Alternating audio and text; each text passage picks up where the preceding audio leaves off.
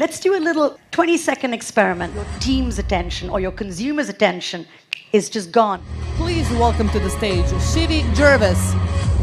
Please welcome on stage, Shivvy Jervis.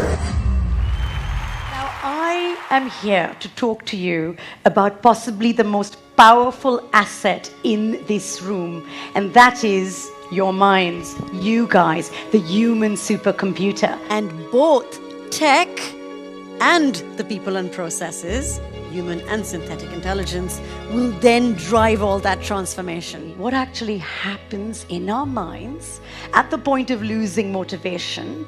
Could we do something about it?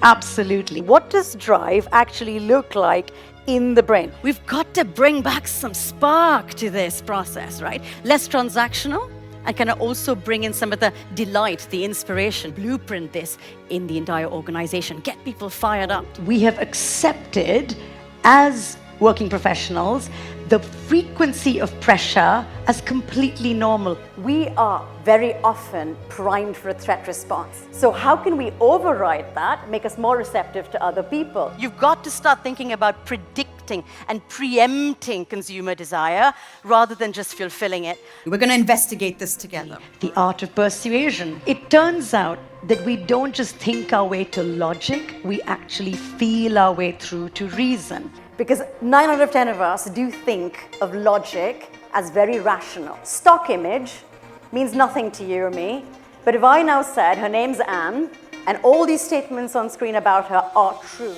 I want to paint a picture of human potential and what that can do for customer expectation and consumer behavior, so that your audiences and your stakeholders and you yourself have that brand imprint and recall well beyond just the point of transaction.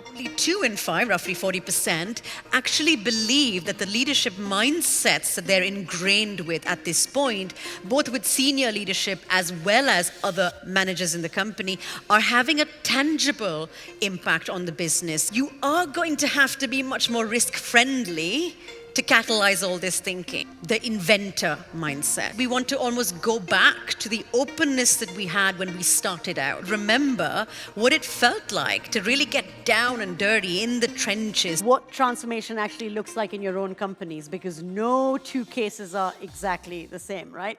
I wonder if you'd agree that one big theme has really stood out as being very consistent.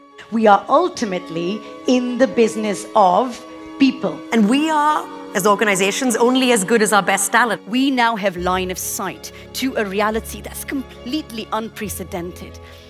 And where we are now is electrifying, breathtaking, and brilliant on one hand, and terrifying and daunting and overwhelming on the other. ChatGPT and all these platforms, we're going to have to work alongside it. But what about if we took a step back and looked at how we could elevate our own potential? We underestimate our potential, despite the fact that our minds are so intricate.